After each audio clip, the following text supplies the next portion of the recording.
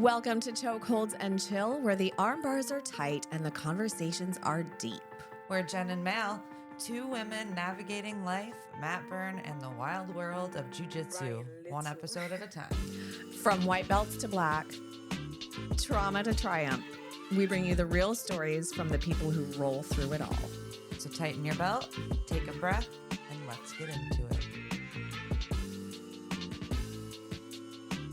Hey everyone, welcome back to another episode of Chokeholds and Chill with Mal and Jen. What's up, guys? I am so excited for today's guest. We had this professor drop into our gym and give a seminar a couple of months ago, and as soon as I met him, I knew we had to get him on the pod.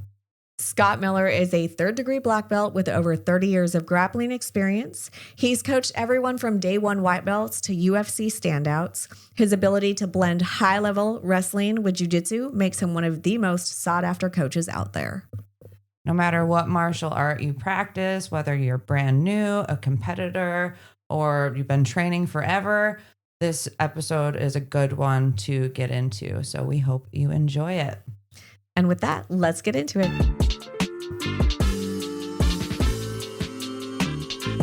Welcome to Chokeholds and Chill. Welcome back, everybody. Yes. Scotty, we are super pumped to have you here today. I got to meet you a couple months back during your seminar at the gym and definitely left a huge impression. And I was super excited when you agreed to chat with us. Jen missed it, I but did. but she's excited to get to talk to you too.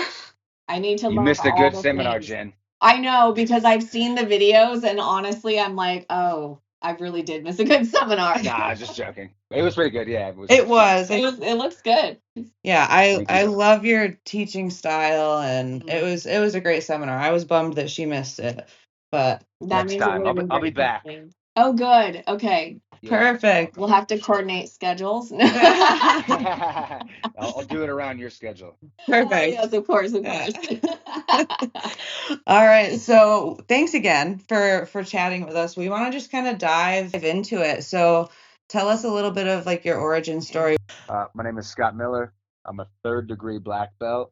I train out of Evergreen, Colorado, where I have my own gym here called Evergreen Jiu Jitsu. I started wrestling probably when I was like 5. Honestly, maybe like technically 5, but I had 2 older brothers that were pretty significantly older than me. One 5 years, and the other one 11 years. Oh, They wow. both wrestled. So it was just kind of like something you did. Like it's what we did, you know, is our kind of family sport. So I started wrestling at 5 and I enjoyed wrestling, but I don't know, I like martial arts more. Like I consider wrestling, of course, to be a martial art, but it's tough, it's hard. Yeah. So I wrestled in high school. I wrestled a little bit in college, a couple years in college, and then I quit wrestling like 3 times in my life, I say, which is pretty funny. I quit when I was a senior in high school. I'm like, I'm never doing this again. I hate this. It's awful. And then my brother's like, you should just go out. You can get a scholarship. So I went out my freshman year of college. After my freshman year of college, I was like, I'm done. I hate this. I never want to do this again. And then the coach came to me my sophomore year of college, and it was the end of the season, and the guy who was at my weight class, he quit, and I wasn't wrestling the whole year. I was like, I was just working, going to school, and the coach came to me at the restaurant I was working at, and he's like, what do you think about coming out for wrestling, just for regionals and nationals, which is only like the last 4 weeks of wrestling, right? When wrestling is a long season, it's like 6 months long, especially here in the Midwest. You know, I grew up in Kansas. I wrestled in Kansas. It's cold. You're cutting weight. You're on long bus rides. Like this time, you know, we had phones, but it wasn't nearly like now where it's like you could see. It was just like texting basically, right? Yeah. So we're taking these long trips to Wyoming and long trips to Iowa, and it's just miserable. And you're wrestling tough guys all the time, and you're always training hard. So anyways, the only real time that wrestling matters is the end of the year anyways, where you wrestle regionals and then you see, you know, who the best in the nation is, right? Yeah. And I was like, okay. I was like, if you give me a full scholarship, I'll go out for the last 4 weeks of wrestling. That's all I want to do anyways. Amazing. So, Well yeah, so he played. did. Yeah, so he did. And then I I say I quit wrestling, but obviously I still wrestle every single week, basically now to this day. So I quit wrestling after my sophomore year, and then I've always been attracted to, watching the first UFCs, and then also pro wrestling. I always thought pro wrestling was good entertainment and impressive, like some of the acrobatic things that they do in the ring, and just like the whole experience of pro wrestling was cool to me at that age. I don't really watch it now, but and then also the UFC. I was a fan of the UFC, and I was like, I don't know what I want to do with my life. I grew up in a town of 1,200 people, so very, very small. Yeah. What town was Um, that? it's called Oberlin, Kansas. Yeah, very tiny little town, and it's close to Denver. It's like 3 hours, 3.5 hours uh, to Denver. So Denver was like the closest major city to me. Okay. And I was like, I don't know what I want to do with my life, but I know, one, I want to get out of Kansas. Two, I want to move and I want to start training jiu-jitsu, and possibly MMA. Like that was an interest as well. But I really just like gravitated to jiu-jitsu. I thought it was a lot more fun than wrestling. You have a lot more options. You can choke people, you can arm lock people, you can leg lock people, and there's so many different ways as Yeah. far as styles. Where it's pretty straightforward. The style of wrestling now is actually more fun to watch because it's funkier and they've changed the rule set a little bit. So it's kind of cool to watch the style now. But anyways, so yeah, I was like, okay, well, I'm gonna move to Denver. I didn't know anybody. My brother lived in the mountains up here, which that's the other reason I wanted to move. Is we got the mountains here, which is beautiful. So I came out here, and the first thing I did was I tried to like look for a gym, and the first place I stopped was a place called Gum Mixed Martial Arts, and the owner was Brad Gum. He was a UFC veteran. He fought in like UFC 22 and UFC 24. So this is like Wow. way back in the day. Vintage. Exactly. And that was like the dark ages for the UFC Yeah. as well, because UFC was cool from like 1 to 10, and then people kind of stopped watching it, and a lot of people tried to outlaw it, and like Yeah. even it was hard to get on pay-per-view. So those years were wild. So I started training. So I stopped in there, and I met a guy, and he's like, "What are you doing here?" And I was pretty good because I was a college wrestler, and I was always like trying to convince whatever friend or buddy I could that like, hey, let's go check out this jujitsu stuff. Like, I want to, and this is back home in Kansas before I even moved. And again, you're talking like YouTube had just like started, basically, Right. Yeah. So Like earlier Yeah, 2000s. it's like 2006, yeah. 2001. Yeah. I'm not that old, not that old. But it was like there wasn't much content as far as like jujitsu out there. There just wasn't. And this Yeah. 2008, I moved here in Colorado, and there you could find some stuff, and I would study that. I would study BJ Penn. I would study Eddie Bravo and the 10th Planet System. Marcelo Garcia was probably my favorite. I would study those guys, and then I would just try to like convince whoever I could, hey, let's go up to the wrestling room and like practice jujitsu, even though we had no idea what we were doing. We had no Yeah. coach. That's We were just trying cool. to teach each other. It was cool. Yeah, it was cool. Um, so anyways, I just was very interested in it. So I don't know. I feel like, sometimes you're like kind of born to do something, and I kind of feel I'm lucky to kind of fall into that, and just be like, yeah, I actually really love this and I love doing it. I love learning, I love teaching, I love training, I love kind of the martial arts lifestyle of being healthy and eating healthy and the whole thing. And anyways, that guy I met at the gym, he was like, hey, I have a room if you want to come rent the room. And I was like, okay, well, let me come back and I'll check out your room.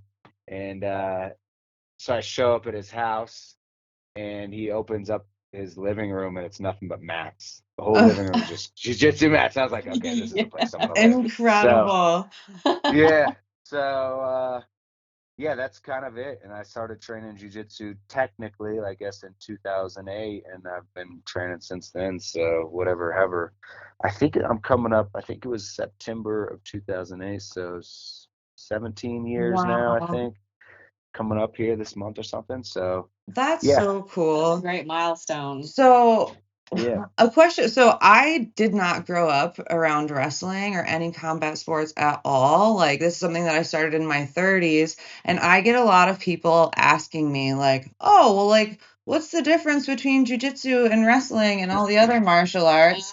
And I'm like, I don't fucking know. I don't. I only do one. I'm like, I don't know. That's cool. I don't do any of the other ones. So, like, if you were talking to somebody like me 5 years ago, what would you say like the biggest difference between like jujitsu and wrestling is? Yeah, wrestling is a lot like the same, I guess, purpose as judo in a lot of ways, right? Where it's just you're wearing a different uniform and they have different rules. So wrestling and judo, I look at the same. There is some submissions in judo, but they very rarely happen in a judo match. Like, I think once you hit the ground, you have like 5 seconds or something very short to try to get a submission. So the main point in wrestling, take the person down and pin them, So you're trying to put both shoulders on the mat and hold them there. And basically that's showing control and dominance. And then, jiu-jitsu is submitting people, chokehold. So I always, people that are like, what's jiu-jitsu? I always say, well, it's like wrestling with submissions, basically, And in jiu-jitsu, pinning is a very important thing as well. And it's cool to see the evolution and the growth, because some of these things that like early on, I feel like the hybrid style of wrestling and jiu-jitsu, I was like, why aren't more people like doing this? Leg locks was another thing where I kind of got attracted to more early on, where I was like, why are not guys not like really diving into leg locks? And then now it's like all part of the deal, And then pinning is the same, it's like, how do I hold this person and mount the best or side control the best, and like keep their shoulders flat, keep weight on them, and then tire them out and then get the submission, So I guess that's how I would differentiate. Wrestling, the focus is on takedowns, heavily focused, especially now with the rule set, heavily focused on takedowns. It's not as focused on as like riding, like, being able to keep the person down and control them. Right. And then pinning. So. Okay. See, I like that. I'm learning today. Yeah, I think a lot of people are learning. That's like a difficult thing to explain if you have not done all the sports. So thank you. Yeah. Yeah. Can you tell us when you earned your black belt? I got my black belt in 2013. And what was I got that it really like? fast. That's really fast. Tell us about that.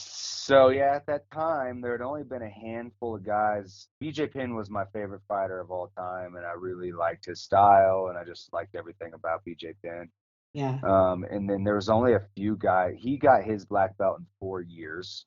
He's just absolute freak, and especially, he was the first non-Brazilian, I think, to win Brazilian nationals. So that's kind of like he went from, I had a wrestling background, so I had grappling experience, but he like literally got his black belt in 4 years. And then the other guys, Mike Fowler was another guy that got his black belt in 4 years. So that was just kind of my goal. I was like, oh, I want to get my black belt. I like BJ Penn, I like Mike Fowler. And I think there was maybe like 3 or 4 guys at that time. I can't remember the other 2. But that was my goal. I was like, I'm just going to be obsessed about this, and I want to get my black belt in the same amount of time that those guys did. Like, I want to get in 4 years. It ended up being like 5 years, which is fine. Crazy though. Which is fine. Which is fine. So like do you remember the first time you put a white belt on where you're like, well, this is fucking bullshit. I'm not a white belt. I think, basically I don't even remember being a white belt now. I think, and that's kind of it's good and it's bad, because I missed out on a lot of those experiences that, like, when a fresh day one white belt comes to me, I can relate to them now a little bit more. But it's hard for me to relate to them, because it's like, oh, well, I started, like, I already had. Yeah. You have to like I don't know, remember being 4.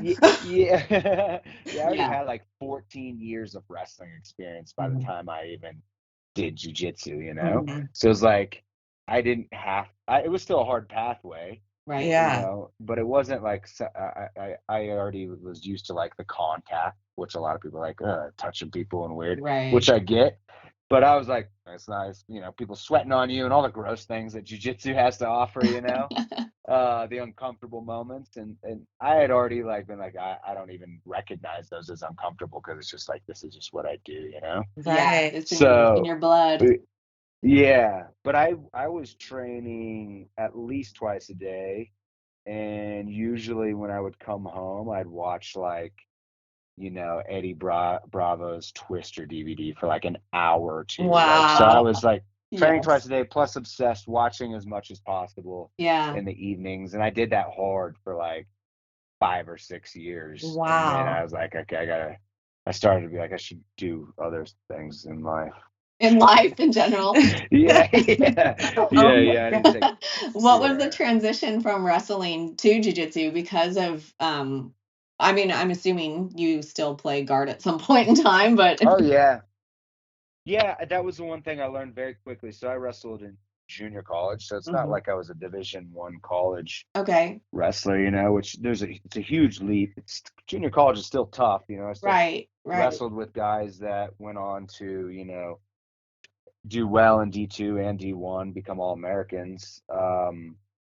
So the transition, I knew that I needed to get good off my back because I knew when I very first started, I was taking everybody down, which was almost like mind blowing to me because I wasn't like a takedown guy. Like I could take Mhm. people down and I do well in wrestling, but I was more like a counter wrestler where I'd rather them shoot in on me and me Yeah. sprawl than get behind them. Or I was really good on top and I was really good on bottom. So if like somebody was on my back, they weren't going to be there long and I was probably going to reverse them. Or if I was on top, I could really ride people really well for a long Yeah. amount of time. Nice. So I just knew, I was like, I know I'm not the best wrestler. I'm the best wrestler in this gym, which is pretty crazy at that time because it's like one of the best MMA schools out here at that time. That's So cool. it's like, I need to get good off my back because I'm going to run into some guy that I won't be able to take down. So I just forced once I knew, I was like, okay, I can take anybody down. I'm pretty good on top. I could get to mount and side control and, some real basic things, and had a couple submissions from that. Nothing crazy. I was like, I need to like just force myself to be on the bottom here and just Yeah. figure it out. Mhm. Actually started training jiu-jitsu in 2008, black belt in hmm 2013.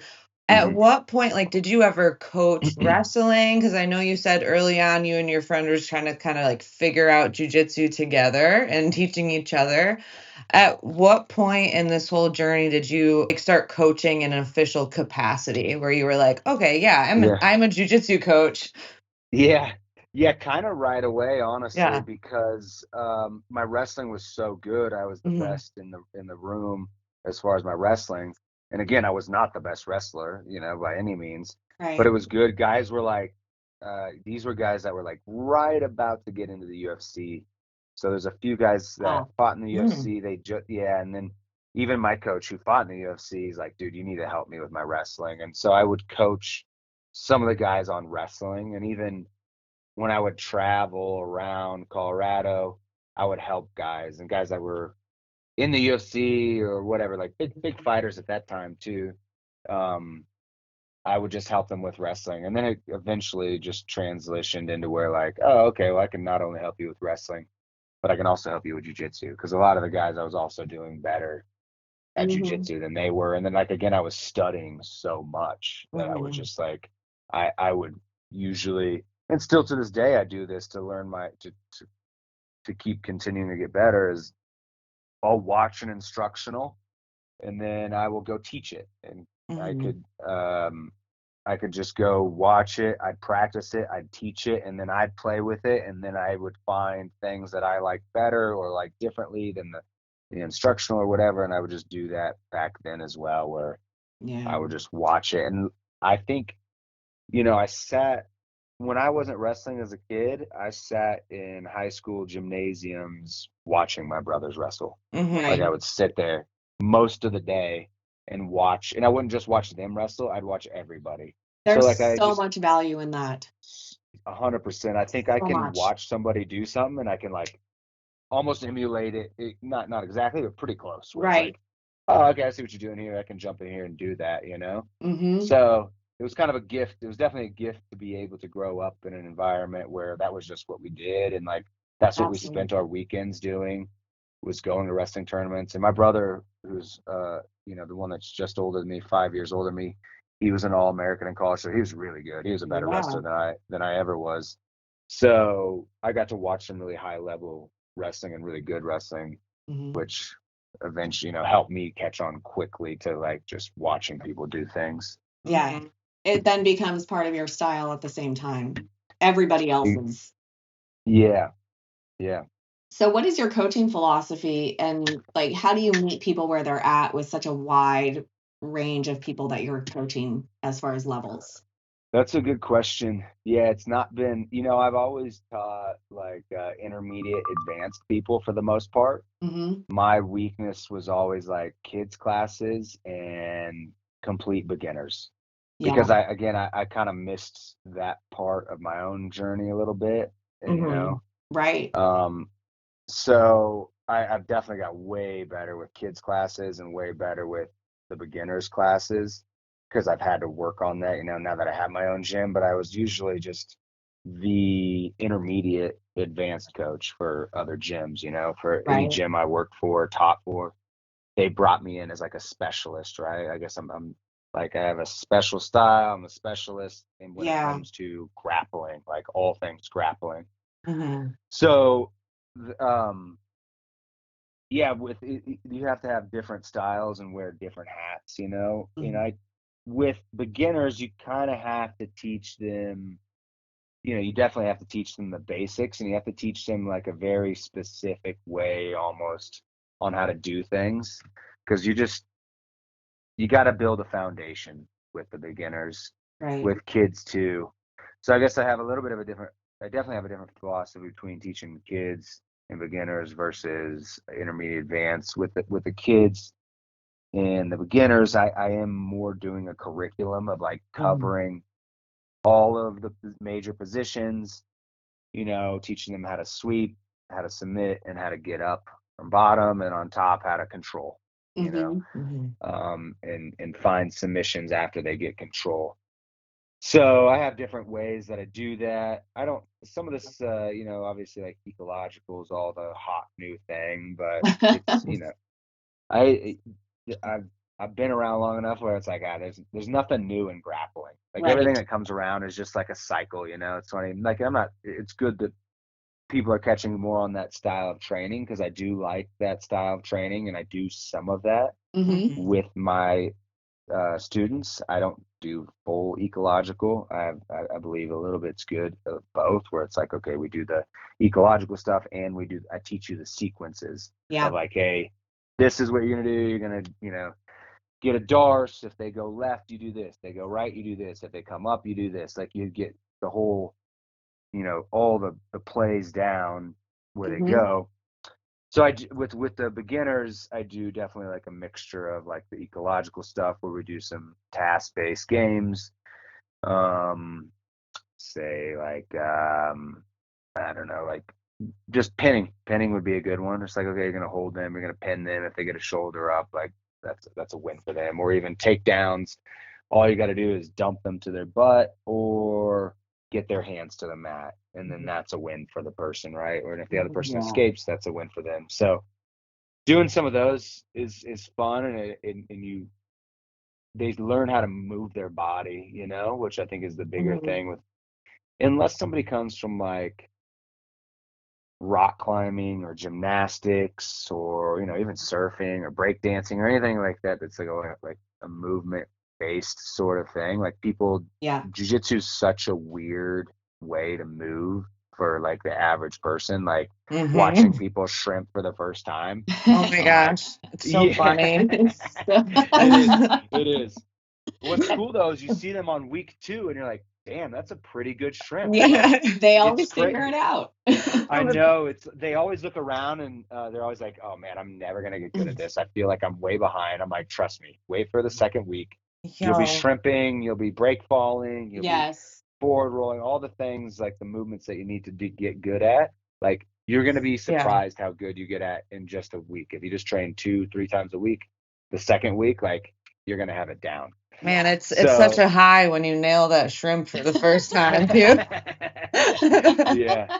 Yeah. That's funny. I was gonna say, yeah, just teaching them how to move their body and like the fundamentals and the basics with the beginners and the kids. And then once people get more intermediate advanced, I teach to their body type, I teach to their style and their attributes. If they're really strong, if they're flexible, dexterity, all those things. Like I am really good at telling someone like, oh, this is the right way for you, your body type, your style. I can show you different variations of a darce. I can show you different variations of an arm bar. And, if you're smaller, you want to control it like this. If you're bigger, you can get away with it doing like this. So that's really, I'm, basically 7 days a week, I'm teaching and training most weeks. So I'm around my students all the time. So I see them train all the time. I train with them all the time. So I can make adjustments and give them feedback, for the intermediate advanced people and the fighters that I work with, the professional fighters. I'm like, this is the style that you need to have. And this is what we're going to do to get you there. Yeah. That's great. I love that. It is a very individualized sport. There's so many different ways to accomplish, the same goal. So, I mean, you've coached everybody then, from like kids to new white belts to UFC fighters. Do you, not that we should play favorites, but do you have like a favorite population to work with? Like, At first, it was definitely the UFC fighters, the guys, or just fighters in general. Anybody that's like trying to anybody that's passionate, like I'll pour myself into that person. Like I'm like, oh, this person loves this shit, and I love it too. So that makes me want to help them, and especially if they're trying to make a living, and it's just fun to see a guy. Good example this weekend, we got one of our guys, Cody Brundage. He fights in the UFC. And, I knew him before he even made it to the UFC, and to see the growth that he's had, to get into the Contender Series, and then go through the losses and the wins. And now he's got a whole family, and to see how well he's doing, even though, he's had some ups and downs, but to see how well he's done and like how he's progressed is just really fun to see, because you get to see somebody make their dreams come true. They get to make a living doing what they love. And if they do it right, they can make decent money at the least, and if they play it smart. So that's fun. But I've kind of actually enjoyed the kids a lot recently. Kids were tough because it's just plot twist. Yeah, I know. I'm over here shook. I'm like, what? I know. Not every day of the week am I like, oh yeah, that was. There's some ups and downs with the kids classes too, where it's just like, you get to the end of a kids class, I'm like, yeah, we're gonna end this early, because I've had enough only. of it. I'm done. Yeah. So, but it's kind of fun because kids are the same way. Now that I've had like I said, I just started my gym 3 years ago. So I've really only had kids classes. I guess I've been open for about 3.5 years, and I've had kids classes for like 3 years. So some of these kids, I've been training for 3 years. Yeah. It's fun to see like, oh, this kid, and there's some, there's tough kids, and there's good kids that are easy and coachable, and they listen. And then there's the kids that are always going to be a pain, whatever. That's just those are my favorite. That's part of the job. That's what makes it a job, Yes. And it is kind of fun to have those kids, because when you can crack those kids and crack the code on those kids and get them to focus and have discipline and respect, those are the things that I care about more for the kids than I don't need the best gray white belt in the world that's 6 years old. I could care less. I want them to be good, no doubt about it. I want them to be good, but I also want them to be good kids. And that's what a lot of parents bring them to jiu-jitsu for, So I like to have tough kids who, they might get hurt, but they're going to jump back in. They might go from crying to going hard and laughing right after that. Yeah. But, I've just really focused on like the principles, which jiu-jitsu does an okay job of that, but a lot of other martial arts do a better job of that, like Yeah. taekwondo and karate. They do a really good job of having their I forget what taekwondo calls it, but it's like their creed basically of Yes, like that's exactly what I these, call it. yeah, of resilience and discipline and respect and all the attributes and principles of like being a good human being. That's Mhm. kind of fun. I've enjoyed that a lot with kids, and I've enjoyed the kids because it is fun to watch these kids get good. And a lot of my kid students are little girls, and just to watch them smash little boys that are punks is a Yes. lot of fun. They're always so good. Yes, I love that. We had a new girl that was just like working one of our competitive boys over the other day, and she's all, I don't go easy. It's amazing. She's like 7. Yep. Do you like approach your coaching styles with like girls versus boys or women versus men differently? Yeah, I do. And this is kind of a general rule of thumb, I think. And I guess it would be like more masculine and feminine because some guys you need to, so Yes. guys masculine, you need to usually challenge them. Like you can Mhm. do better. What was that? Let's do better, And feminine, usually you uplift them. Hey, that was good, but let's do this now. So Mhm. Yeah. I kind of take that approach, and that's just with people in general. Because yeah, some guys I've got to be. If you just pound on them all the time, and if you're ruthless, like with the fighters, I'm pretty ruthless because you have to be, because it is a Mhm. serious thing. We're talking about concussions and health, and Yes. Well, that's what we're they're not. expecting from you too. Yes, yeah, and it does help Mhm. push them to the next level. But not every guy do I treat like that, and some guys you can see where they're at, and like you said, meet them where they're at, right? Mhm. And you see that this guy's about to break. He needs like a little slap on the butt and like, hey, good job, you're doing good. I know it's rough right now, but Yeah. keep working, fix this, and this. Just stay focused on that. Don't let your attitude right now get you down. So that's kind of how the general approach. So women are more uplifted. Definitely, I'll challenge women for sure when they need it. When it's like, what was that? Like, Yeah. you can do better. And then That's what men, I same need. thing. Yeah. See. If you Yeah. always tell me So it's right, well, I know you're lying. So. yeah, yeah. That's exactly it. So yeah, you kind of have to feel the vibe and see where Mhm. they're at, and then kind of coach them. Yeah, like you said, you got to meet them where they're at, and you got to Mhm. coach them to what they need. Yeah. And a lot of times, just shutting up and listening to them, they'll give you the answer of what they need. Like I think Mhm. some coaches force this kind of agenda on to their athletes and students, and Mhm. if you just sit back and be like, "What do you need?" Now, that's usually if somebody comes to me and says, "Hey, I want to do a lesson with you. I want to work with you," or somebody that has enough ability to where they've been doing it for a while. That'll be the first thing. I'm like, "What do you need?" And sometimes they're completely off on what they need, Yeah. and you're like, "Okay, I'll give you a little bit of that, but here's what you actually need." I was just waiting to kind of hear from you what you thought, and a lot of times they'll come up with something. You're like, "Yeah, okay, let's do that. It's a good idea." So. Um, yeah, I would say that's the difference between, and then styles, women have different attributes that men do. Women are often more flexible. Mhm. They're built different. So usually, men are more top heavy, women are usually more bottom heavy, just depending.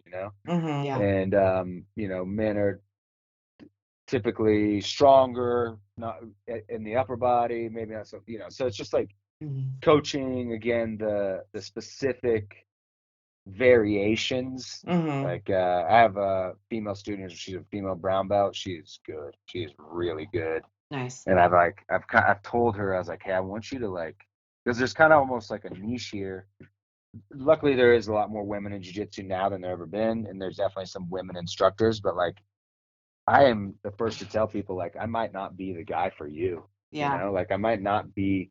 There's some people that really click with my style and like, you know, me, and they just take off. And some people are like, I'm not offended at all if somebody's like, actually I like this guy's style a little bit better. I'm like, Mhm. go Totally for it. That fair. might be the best for you. I can always help somebody with something, Yeah. but with her, I was like, you gotta start like thinking of like specific situations that women do different women do things differently than men. Yep. Mhm. And we were talking about like arm bar control. Mm-hmm. Typically, like, hopefully this won't bore you girls. You're good. You No, already know not the at shit all. to We it. love So, it. Leaned in. So when thinking about arm bar control, like the typical arm bar is going to be like one leg over the face and one leg over the chest, right? Yeah. So I like to teach women to, or smaller people, anybody that's smaller, I teach them to, like, the leg that would go over the chest, it's going to go like a triangle in front of the face near you, and then you triangle your legs underneath the head. Mhm. Like that has a lot more. These guys are always going to try to smash you. Yeah. Yeah. And anytime you can set yourself up with like two wedges like that, basically where you triangle your legs in front of their face, and as long as you have a good tight arm bar and it's like somewhat extended, doesn't even be fully extended, or I find that way better to stop them from coming up and smashing than if you were to keep both legs across the chest and the head, Yeah. Okay. or Noted. even if I take the one leg that's across the chest and like use my shin behind the back, Mm-hmm. I think that's a better variation. So little stuff like that, Yeah. definitely I'm going to teach people differently, and Mhm. big guys, I kind of have a whole curriculum in my head for anybody of any size and age almost, where it's just like, okay, big guys, I teach them to do it this way. Smaller people might do this way. And then of course it's situational where it's like, okay, well, who are you going against, Mhm. Right. So I think something that's just like super cool that you kind of keep alluding to is like seeing the transformations of people. Like, so seeing those kids develop their skills and, transforming and like as adults, and then obviously like preparing UFC fighters and stuff.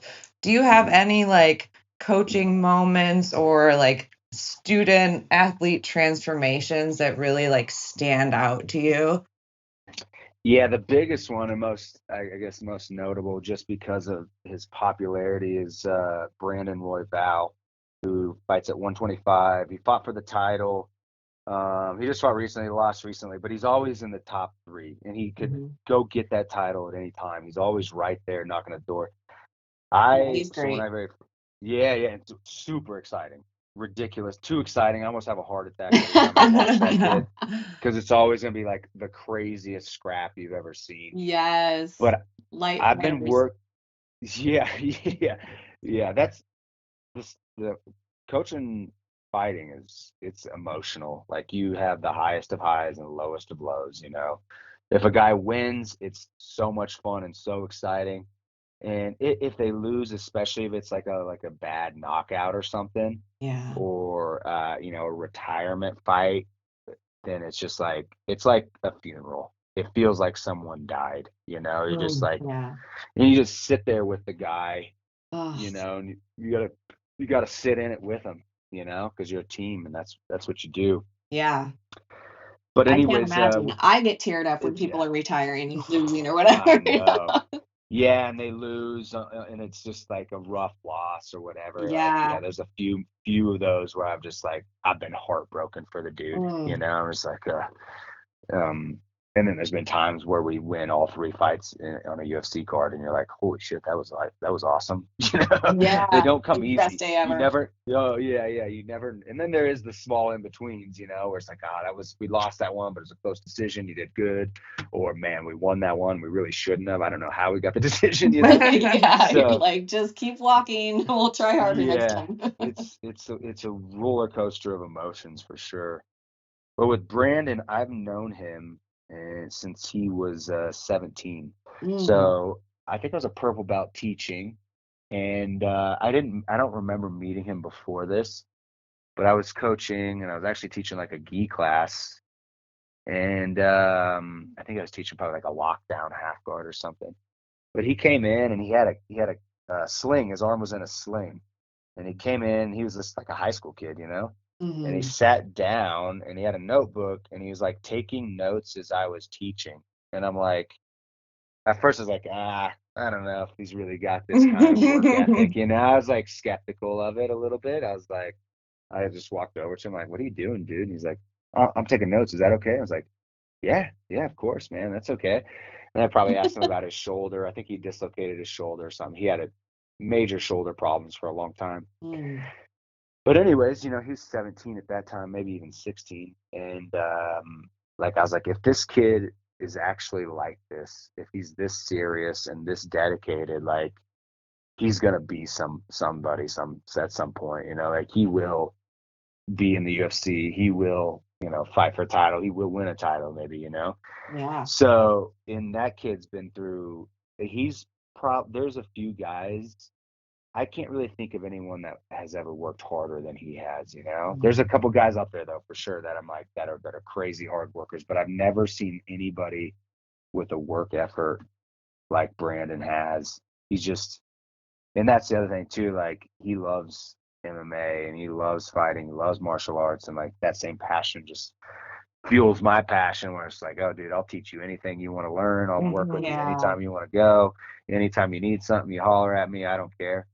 So watching him go from a high school kid, and then I taught him for a while, and then he left and he started training at the fight gym that I teach at now, and I went and taught at another jiu-jitsu school, and started, because the school we were both at, Brad basically retired and he didn't want to coach anymore.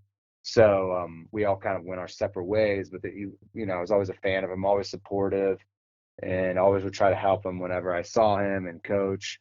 And he went through some rough times where that kid would work all night, like at a grocery store, like stocking groceries at a King Supers. He'd work the night shift and he wouldn't even go to sleep. Then he would go practice at 10 Jeez. a.m. Oh my God. I know. And then do the session from 10 to noon basically. And then he would maybe do a couple other things, maybe get a little bit of sleep, and then boom, over again. Like, this is a kid that's, in his early 20s. Most kids are out, whatever. Okay. They're not that. Yeah, exactly. They don't have that kind of work They're not ethic. sleeping, but Yeah, exactly. They're drinking, they're partying, whatever, right? And so to see, and then he had some jobs that, that just were tough jobs. I think he worked at a juvenile detention center. He worked at a grocery store late at night. Just to see him go from making his dream, now he's successful. He's done really well. Like I said, he's in the top. I think he might, I don't know if he was ranked first or second in 125 division. He lost his last fight, so I don't know where he's at. He's definitely top 5. He trains with his own crew now. But so that's been fun to see, where it's just like, you see a guy go from, really working hard to make his dreams. And he had setbacks, some big setbacks. He had surgeries, he had losses. wow. He got a late notice fight to get into the UFC, and it wasn't like an easy matchup, because I knew the kid that he was fighting. We wrestled in college. I knew he wrestled at another college. I was like, this is a tough matchup, but he goes out there, he gets the finish, and then wins by arm triangle, gets this crazy exciting fight. And then he was on the mic, I can't remember what he was saying, but basically he's just like, saying, hey, just kind of telling his story a little bit, how hard he worked, and trying to make his dream come true. And like, just like, and then Dana actually like invited us back to, like, Dana's, like, this was during COVID, so it was really Wow. it was like one of the very first shows for COVID. It was at the Apex Center, so there's no audience. Which is crazy. It's just the coaches, the fighters. You got like DC and Bisping or whoever else, right there commentating. And then that's it. Like, just staff, right? Camera guys. It was wild. So Dana's like, oh, you want to come back and, like, let me talk to you. And here he sent someone, I should say, to go get us, and like, hey, Dana wants to talk to you. And we like went back to his like backstage area and stuff, and said some, just really said some good things to Brandon. I think he got a $50K bonus that night. And just Wow. it was a cool experience. That's So to see fucking that rad. kid that's, sitting there on a heavy bag in a sling, taking notes, That's so maybe That's a cool. great story. 8 years later, like 9 years later, like getting his UFC debut, getting invited back to, go to Dana's like private area where, Yeah. they're all watching the fights. So, yeah, it's fun to see, and I got a lot of That's lot of incredible. stories of Jeez. students and athletes that have gone on to do great things, or just like to see a huge turnaround. I've seen so many people lose 40, 50, 100 pounds. I've seen so many people go from drinking and partying lifestyle to being sober and, quitting drinking and quitting smoking and dedicating their life to jiu-jitsu and becoming black belts. So you're right. That is the rewarding and fun part of Yeah. what I do. So to that population, those people that you're just mentioning, most of them are not going to be pro fighters. How do you Right. tailor your training or advise them to train as they're hobbyists, but they also still want to grow and maybe they're not competitive, but they still Mhm. have that goal of being the best jiu-jitsu black belt that they can possibly be? Right. Yeah, we still train pretty hard, and even the guys that are older that I have, like I'll put them against younger kids, and they do Nice. fine. So yeah, it's just a matter of sustainability, right? Of like, Mm-hmm. you know, trying to get a good warm up. A lot of people miss out on that. They don't warm up properly or enough. I'm guilty too. I just jump in there and go. That was That was us us. Yeah, last night. yeah, yep. Whoops. We're Whoops. like, and we're going. Yeah, yeah. As long as you can flow and go slow, you'll Yeah. probably be all right, right? So just the prehab, which would be a warm up, and the rehab afterwards of like Mhm. stretching when you're cooling down and like doing some of the extra stuff where it's like, okay, I gotta and training smarter, right? Yeah. They're just how are we gonna go hard and have you need good dance partners, right? You Yes. can't you can go hard and be safe. Like I have guys that we try to kill each other. We go insane with each other, right? And Yeah. then we're cool. It's not like there's any animosity, and then we slap hands. Neither of us got hurt. We had a good hard session and a good push. So I think just trying to, I guess, curate the culture of safety first, and then skill, and then if competition after that. Mhm.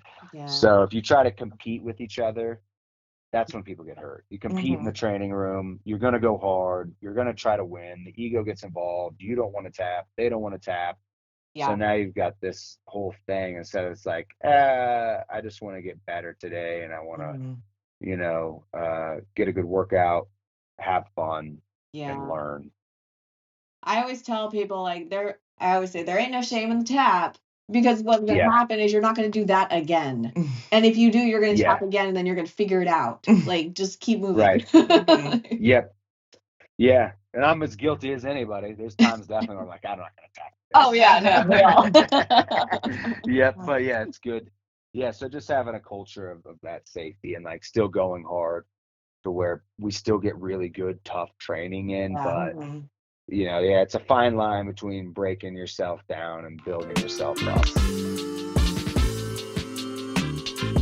You mentioned earlier, like your gym has like been open for like 3.5, 4 years, but Uh-huh. you run like different academies and stuff, right? Yeah, yeah. So I have my own gym, which is in Evergreen, Colorado. It's about 35 minutes outside of Denver, up in the mountains. Beautiful place. There's elk all over the place, Oh, and cool.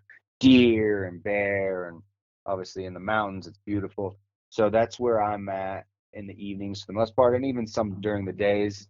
That's where I teach at, and then during the days, I have an affiliate school. My buddy Boris owns the Grapple House, which is in Littleton, another little metro, Denver metro suburb. Yeah. Um, he has that, and I go down there and teach on Wednesdays because I've just had this crew of day class people for years. And honestly, a lot of those people are even gone now. They moved and whatever else, right? So Yeah. I just had this day class crew that I've had for 7, 8, 9 years, whatever it's been, that's stuck together kind of. So I go down there on Wednesdays and teach, and I do a few lessons with some people. And then Thursdays, today I was at Factory X, which is in Inglewood, so outside of Denver as well. That's where the fight gym is. It's one of the top fight gyms out here.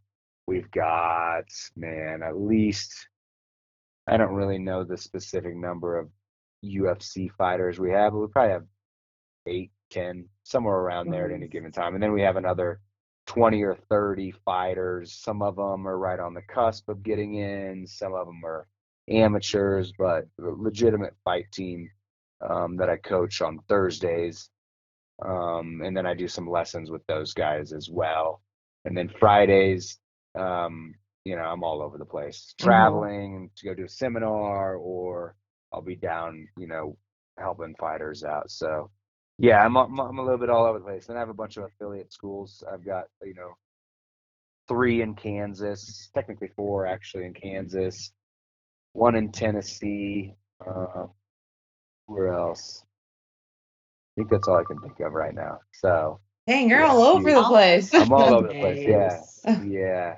But I enjoy it. It's fun to travel and meet people like, you ladies, and go share jiu-jitsu and train with different people and see the community. So Yeah. So on that note, being able to travel all over the US and international for seminars or just, life in general, what's your favorite place you've been to? And also your most memorable seminar experience? Coos Bay is pretty amazing. It's awesome. I've had a great Yay! time. Wait, Yeah, where it did you is. It was stay? great. I loved it.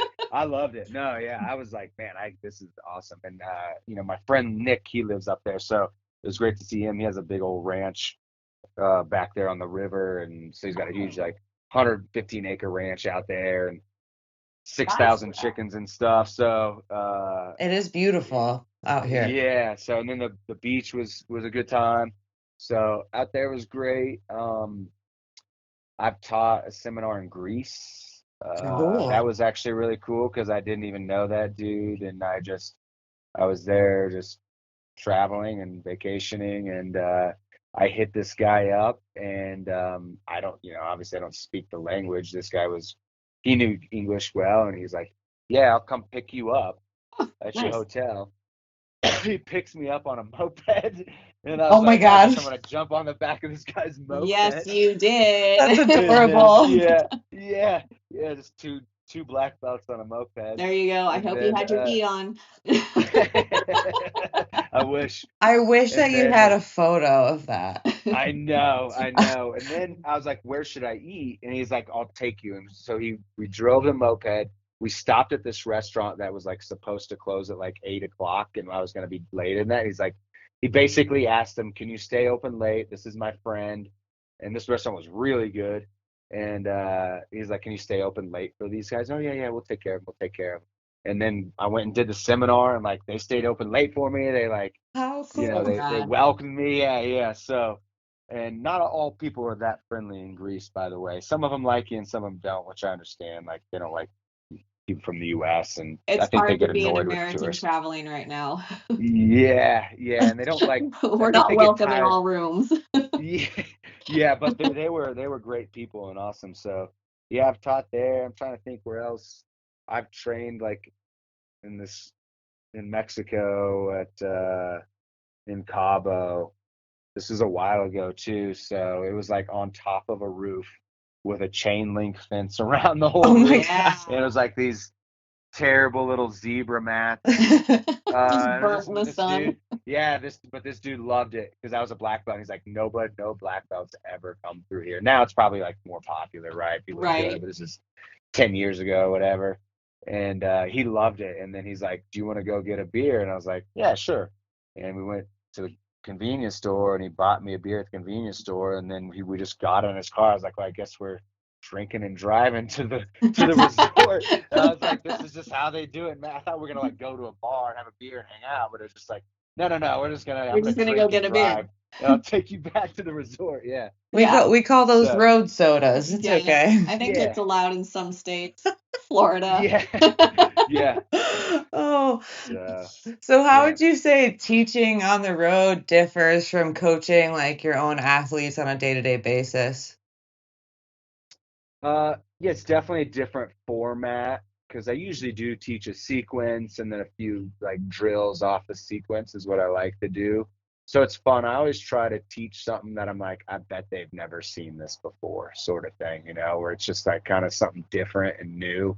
Yeah. And it's usually a sequence that I've been working on. So it's something like I'm good at that. I'm like, oh, I've been working on this for the past couple weeks or whatever. And then you get to give them, I think the thing with seminars is usually it's so much information, it's kind of hard to remember, right? But Right. I always try to like hit some details in those little aha moments that people are like, oh, okay, so there's a few of those that I know are probably gonna like the room is gonna enjoy. Like a few little details like, okay, when I go, for some, I want to look at the watch on this choke. That means just turn my wrist towards me. Boom, that choke got a lot tighter. Yeah. So those little details are huge, the things that have helped me, in my journey as well. So I try to think of those moments where I was like, oh, that was such a game changer for me. Once I started doing it this way, I'm like, I felt, you feel stupid. You're like, how did I not see that? Like, it's so Right. simple. So I always like to try to give a few of those things. So, and it's fun to train, with people you never trained with before. I have a good time doing it because I have a kind of a funky style, and people are like thrown off by it a little bit, So, yeah, I would say I usually teach a different kind of format, and a lot of my students kind of know those aha moments from the ones that I share with them, right? But to give them to other people, it's fun to see. And then the people that really like it, I love. I'll be there forever. I'll teach 3, 4, 5 hours if they want me to. I don't care. Oh, Usually man. people are kind of done. That's so Yeah, I wonderful. totally got that vibe from you when you were at our gym where you just like hang out there all day if people wanted you to. Like, Yep. and that was like when I talked to Jen afterwards, I was like, oh, like I loved your coaching style. Like I love the way that you were, chaining things together and everything. Like that's my favorite coaching style. So I told Jen after, I was like, oh my gosh, I wish that you were there, like that she was there. So I mean, Rubbing it in. I definitely sent her the videos and stuff though. Sweet. So I try to limit the amount of like online content that I watch because there can be so much like oversaturation. So Yeah. like there's like really like less than a handful of like actual like instructional things that or like people that I like to follow. And I've really loved adding your page to my list. Oh, sweet. So Thank so yeah, you. your content is pretty great, and I think that a lot of Thank you. people can take something away from it. So Yeah. if people aren't already, they should be following you. Yeah. Scotty Jiu Jitsu, Instagram, YouTube. Yeah, I try to keep it simple. I do have some longer format videos on my YouTube that you can dive into, but it's like I've asked around, like, what, white belt to whatever belt, like, what is something that you like want to see and learn? And it's cool because people have requests. It's like I just take requests of like, Yeah. oh, okay, cool. Yeah, we can work on passing the knee shield, which is there's always things that like people are like, how do I pass this damn knee shield? And it's like, Right. okay. And I Yeah. try to give them a couple of simple things, or how do I get out of bottom side control? That's all, there's always like the same sort of miserable positions that are people like, please help me here, Like, So big bucks, please fix it. Yeah. yeah, exactly. I try to keep it simple because like you said, there's a lot of saturation, and I've watched, a lot of Danaher's DVDs, and Bless you, you're sir. I welcome. can't. You're welcome. Yep.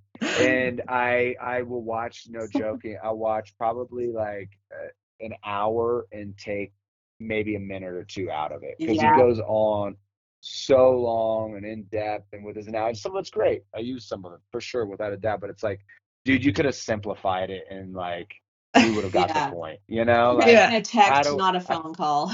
yeah, I feel like a filter. Like I'm a filter for a lot of things. Uh-huh. Is what I feel like. Like I'll watch the whole instructional. I'll filter it down to like the necessary parts, and then Right. I'll give that to the students. And then if we need to go in depth when you become a brown and black belt, cool, I can go in depth. But it's not just keeping it simple is Yeah. important because you won't remember a Mhm.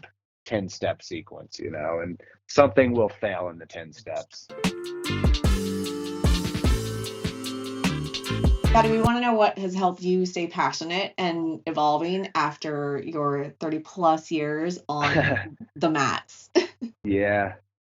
It definitely comes in waves, My passion definitely comes and goes, no doubt about it. Like, in my early 20s, I was just absolutely obsessed and immersed myself in everything I could do, which is fun because at that time, that's all I had to do. Now I run a business and I've got to do sales and marketing and accounting, and I got to be a leader and a manager of coaches, which I have great coaches, so I don't really have to do a whole lot of management there. That's So nice. it's like I don't get to do what I love to do as much, Yeah. because I'm always like focused on the business and trying to. I mean, I still definitely study and do instructional, watch instructionals or learn from other coaches and yada yada.